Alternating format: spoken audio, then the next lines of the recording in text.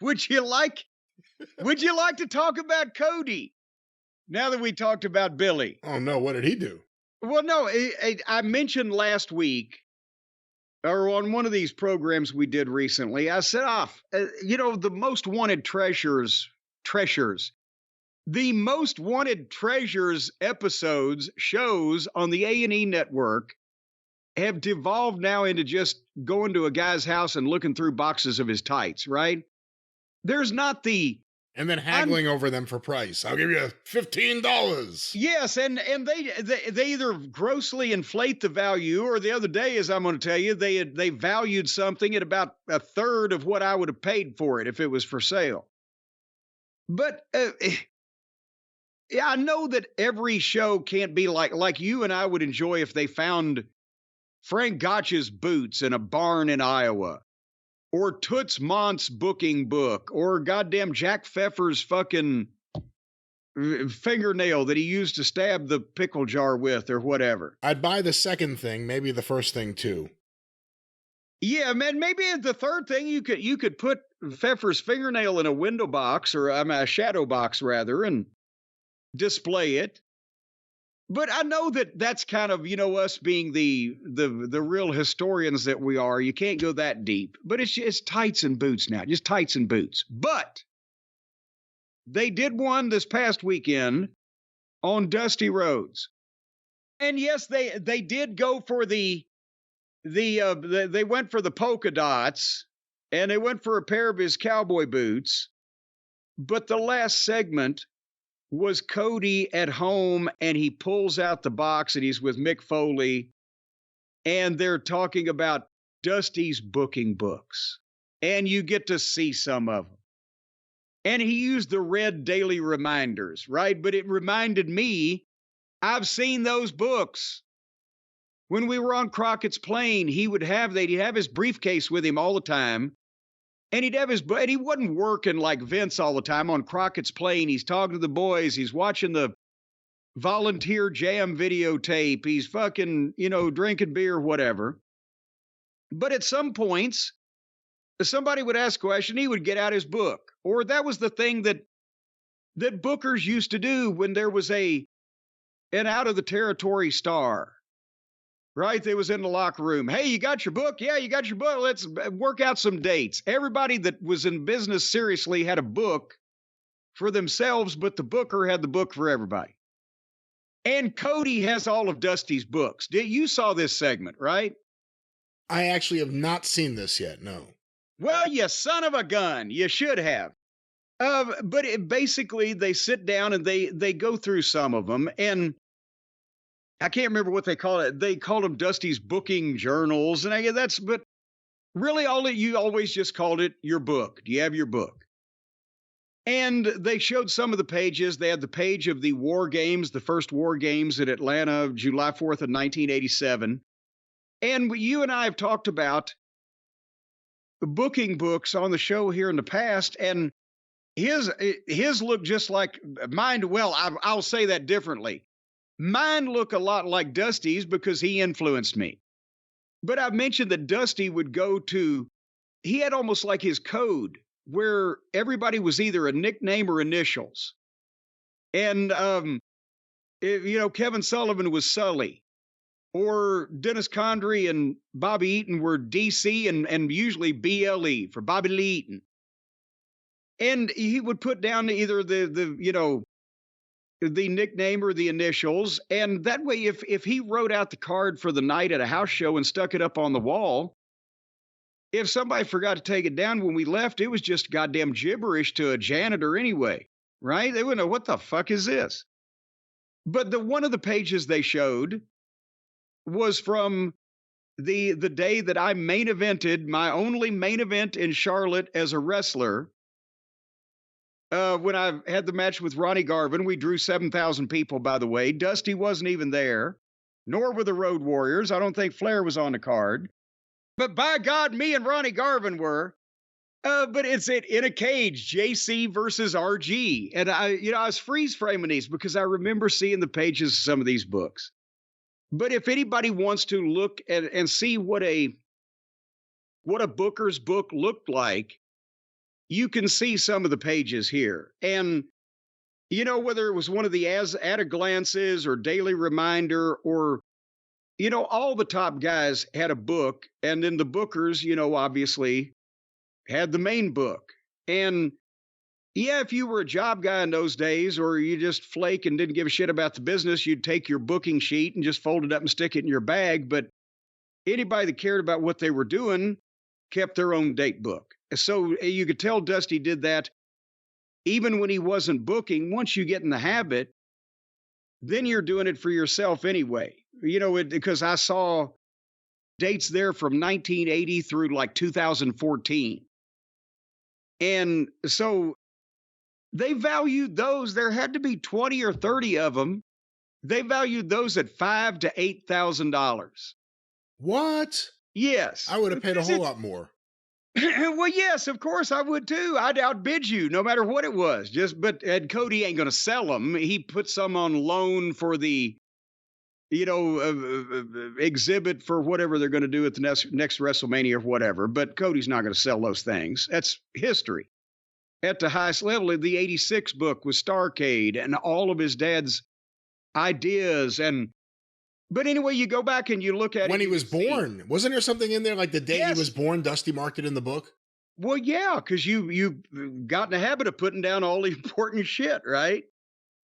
But you can see that the cards were written down, the advances or the final gate. They didn't zoom in on several pages and close up where you could really read everything, but you can get kind of an idea that the important stuff that the booker needed to know was down in those books. And then, of course, as he did with everything else, Vince McMahon wrung all the fun out of it when he made everybody use the exact same kind of book, the exact same kind of pencils with the exact same erasers, laid out the same way, with the same information in the same manner so that everybody had the same thing, right?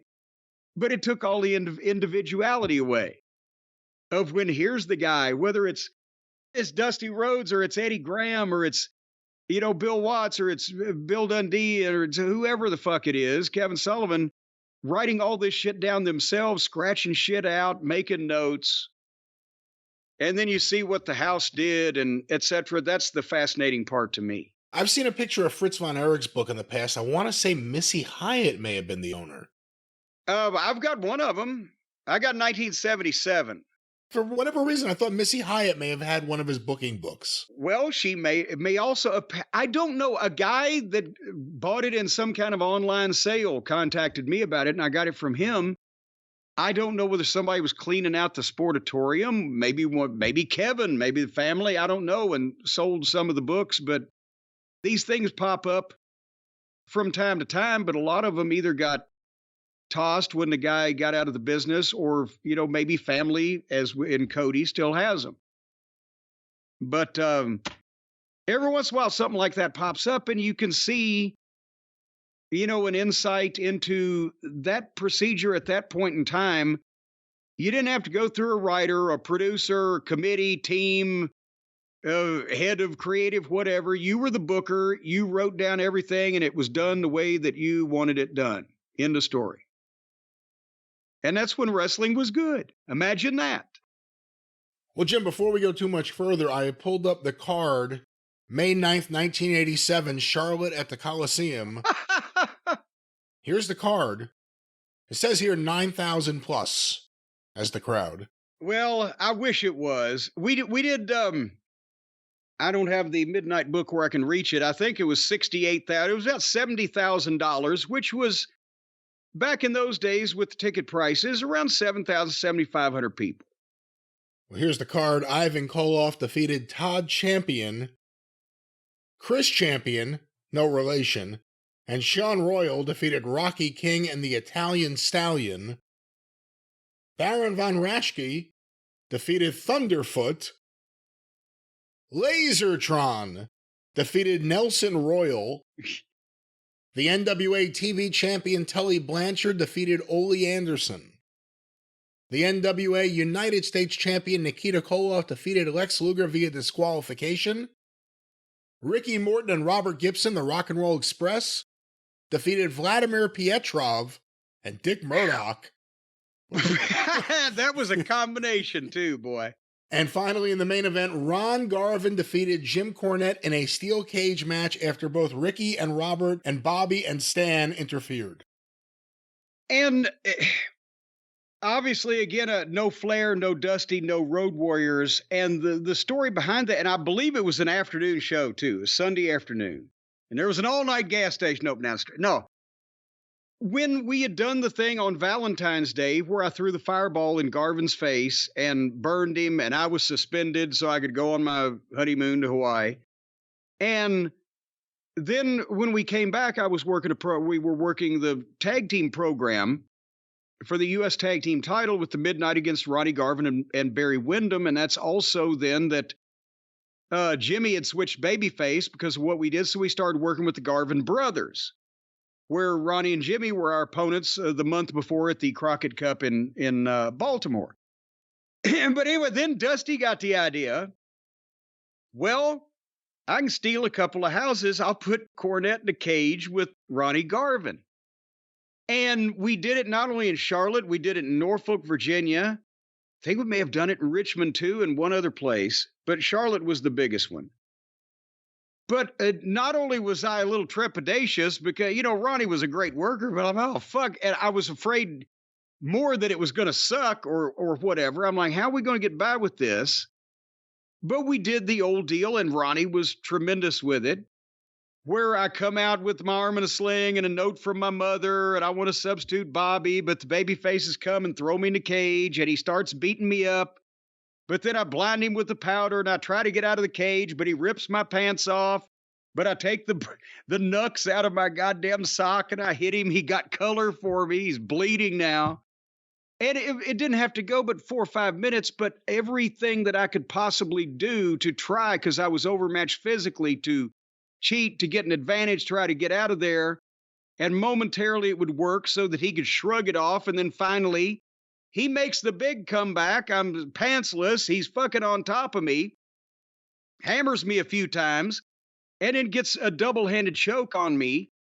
And as he's throttling me, trying to kill me, my shoulders are down, so the referee counts it. And then the Midnight Express are able to hit the ring because the door opens when the match is over, and they get him off of me, and they drag me the fuck out of there, and I live for another day. He didn't quite kill me. And Dusty, as I said, knew he could steal a few houses off of that because I can't remember where they were that day or that point in time. Do you have that? I have that here. Okay. May 9th, 1987, St. Petersburg at the Bayfront Center. There you go. Jimmy Valiant defeated Colt Steele. This is the Eddie Graham Memorial, apparently. Jimmy Valiant defeated Colt Steele. Bob and Brad Armstrong defeated the Mod Squad. Mike Graham defeated Dory Funk Jr. The Florida heavyweight champion Mike Rotundo defeated Kevin Sullivan. Jimmy Garvin defeated T. Joe Khan. The Florida tag team champion Steve Kern and Stan Lane defeated the Mod Squad. Barry Windham and Ed Gantner defeated Ed the Bull. Defeated Dory Funk Jr. and the Tahitian Prince. The Road Warriors with Paul Ellering fought NWA Tag Team Champions Rick Rude and Manny Fernandez with Paul Jones to a double disqualification. And Dusty Rhodes defeated World Champion Ric Flair via disqualification. What was the crowd? Does it have it? I don't have it, unfortunately. Son of a bitch, I bet we beat them. St. Petersburg in 1987, Florida was not healthy at that point in time. But the point is, that's what, when I saw the card, because at interviews we would see, and they would make Xerox copies of Dusty's book to give to Gene Anderson, so we'd see what the cards were for the fucking promos, right? And I saw that card, oh shit. Now I'm scared it's going to suck, and I'm also scared we're not going to draw, it's going to die. So I went on a campaign by myself. I called all my friends at radio stations. I think Cat Collins was still in Charlotte then. And I got on morning radio. And I got with Tom Sorensen that did the wrestling column at the Charlotte Observer. And I've got a framed copy of this on my wall because I promoted it to him to the point where I got equal billing over the top of the masthead of the Charlotte Observer was Neil Diamond Comes to Town Tonight and Cornette Cries Cage Gate in Steel Cage Rendezvous. Those are the two leads over the fucking masthead of the Charlotte Observer. Cornette Cries Cage Gate. It's a conspiracy. Right? And I fucking promoted this son of a bitch everywhere I could around town for 3 weeks and we did over 7,000 fucking people to see me and Ronnie Garvin in a fucking cage in the main event. But anyway, I was proud of that one. I got equal billing with Neil Diamond at the time in Charlotte, North Carolina. Why were we talking about that? Should Dusty have exploited that a little bit more? I mean, maybe not just with you in the main event, but just the idea of kind of splitting up some of the main guys at that point, but really trying to draw a house with it. Well, remember, they did the same thing in February of '86. Remember that day that the Superstars on the Superstation?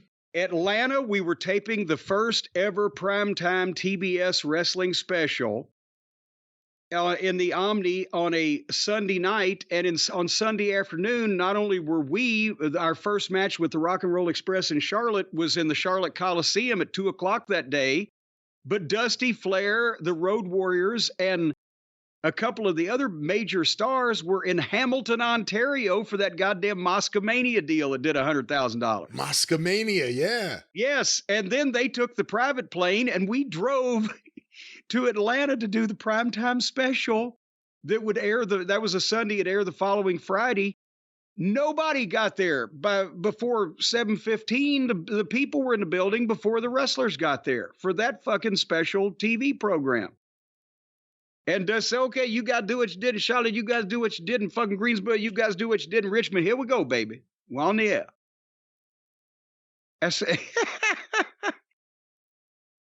But anyway, that was the old days of making very tight connections with not a lot of time to spare. In terms of storage, would you keep anything with your book, like any of the TV formats or anything?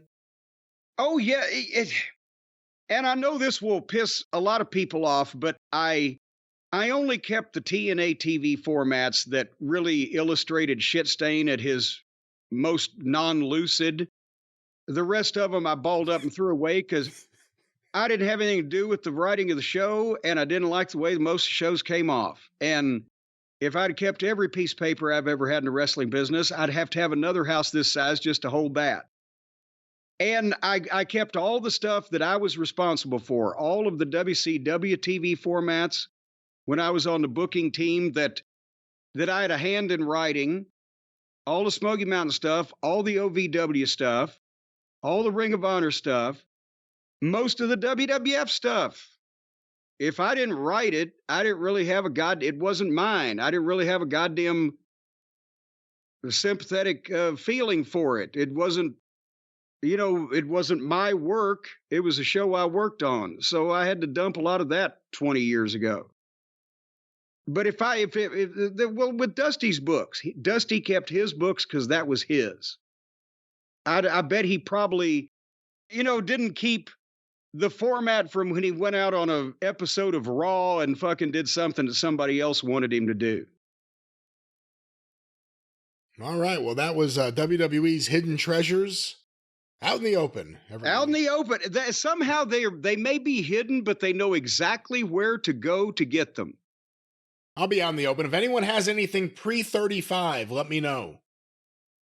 And that's not pre-$35. That's pre-1935. Pre-1935. That's right. I'll take anything before 1893. Oh, you bastard.